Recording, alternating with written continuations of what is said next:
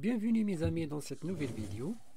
Aujourd'hui je vais partager avec vous une méthode pour réparer un problème sur cet ordinateur. Le propriétaire de cet ordinateur a remarqué soudainement de la fumée sortant de lui. Il a rapidement débranché l'alimentation pour éviter les problèmes. C'est une bonne réaction de sa part. Permettez-moi de jeter un coup d'œil. Initialement, l'ordinateur ne semblait pas fonctionner correctement. Je vais examiner l'intérieur.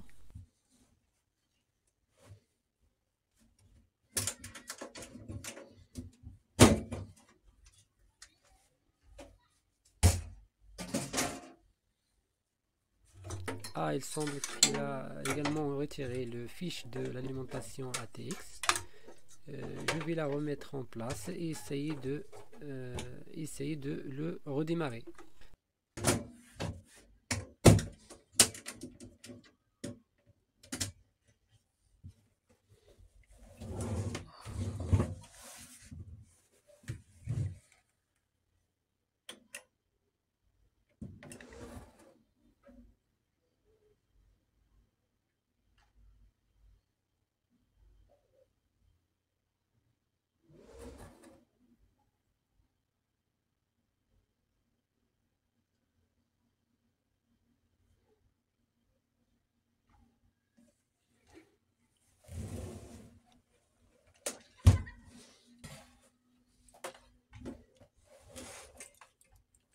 Apparemment, il fonctionne normalement et les données s'affichent à l'écran. Cependant, il doit y avoir une raison derrière la fumée que le client a remarquée. Nous devons examiner l'intérieur.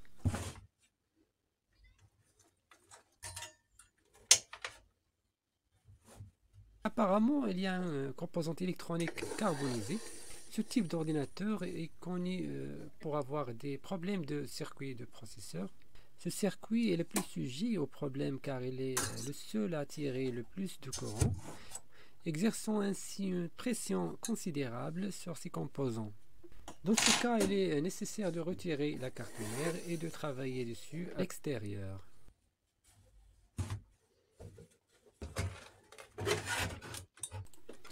La question ici, comment l'ordinateur fonctionne-t-il malgré le composant électronique carbonisé dans le circuit de processeur? C'est ce que nous allons découvrir. Lorsque nous travaillons sur le circuit de processeur, nous retirons le processeur. Cet élément électronique carbonisé s'appelle un transistor MOSFET. Il a normalement trois broches, gate, le drain et la source. Comme vous pouvez le voir, il a été identifié sur la carte mère par 3 lettres, ce qui signifie qu'il s'agit d'un transistor MOSFET. Dans la plupart des cas, la carbonisation sur le transistor signifie qu'il est en court-circuit, mais dans ce cas, le transistor fonctionne toujours malgré la carbonisation, ce qui est étrange. Comme vous pouvez le voir lorsque nous mesurons en mode 100V entre la source et le drain, cela donne une lecture indiquant qu'il est en bon état. Il n'y a pas de court-circuit entre le drain et la gate. Pour en être sûr, je vais mesurer le transistor similaire dans le canal opposé qui a la même fonction. Comme vous pouvez le voir, et dans la même lecture, ces transistors font partie du système d'alimentation de processeurs et sont divisés en plusieurs canaux d'alimentation, identifiables par ces bobines. Dans ce cas, le transistor semble fonctionner, mais il semble avoir été exposé à une chaleur excessive, ce qui a provoqué cela. Dans ce cas, il est nécessaire de le remplacer car il est probablement affaibli et pourrait provoquer un court-circuit à tout moment. Tout d'abord, je vais m'appuyer sur le transistor présent dans le canal voisin pour déterminer son numéro.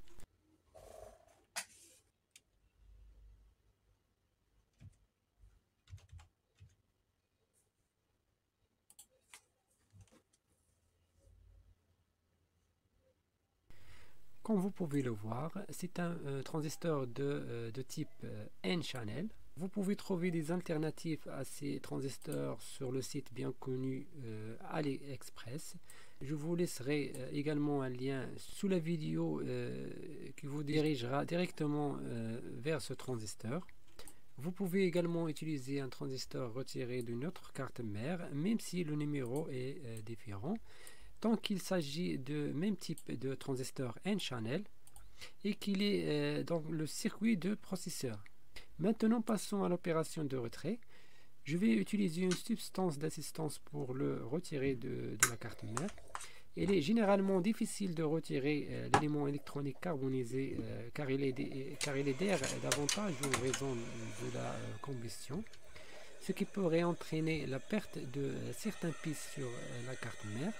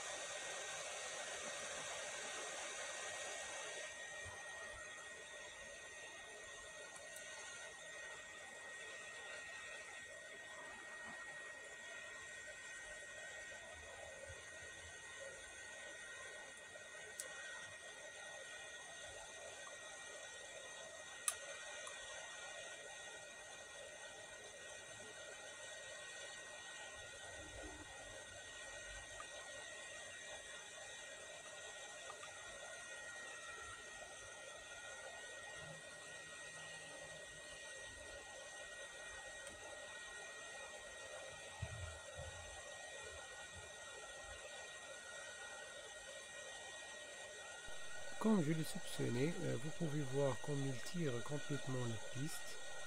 Cela a provoqué la perte d'une petite pièce sur le drain, mais ce n'est pas grave.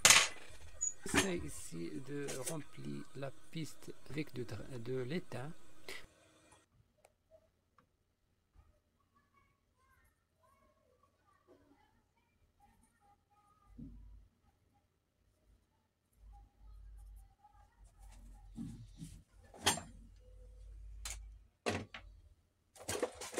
Ensuite, je vais fixer le nouveau transistor à sa place de cette manière.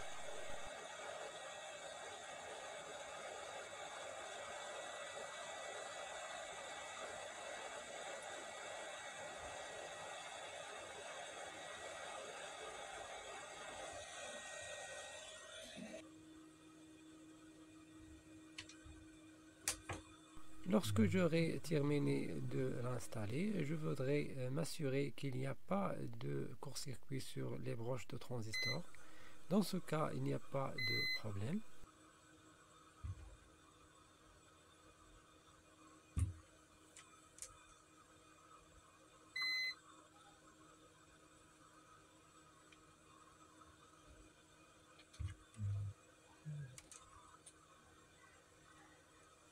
Tout ce que je vais faire maintenant est de remettre la carte mère en place et de faire un test.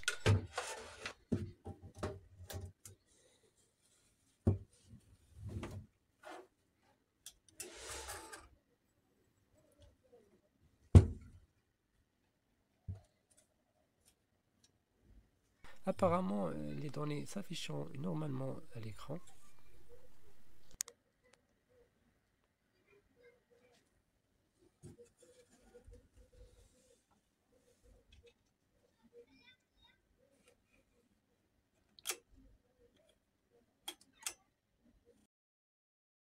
Parmi les logiciels sur lesquels je compte pour récupérer tout type de fichiers et qui prend en charge plus de 1000 formats de fichiers, le programme 4DD-IG Windows Data Recovery vous permet de récupérer les données à partir de différents supports de stockage, y compris les cartes SD, les clés USB, les disques durs internes et externes, les appareils photo numériques et la corbeille. Dans sa version récente, il est entièrement compatible avec les ordinateurs Windows et Mac. Un lien de téléchargement de programme est disponible dans la description. N'hésitez pas à le vérifier et à l'essayer. Voici l'interface simple de programme 4DD-IG Windows Data Recovery avec de nombreuses options de récupération telles que la réparation de vidéos et la possibilité de sélectionner le disque à partir duquel vous souhaitez récupérer les fichiers, puis cliquez sur Analyser tous les fichiers.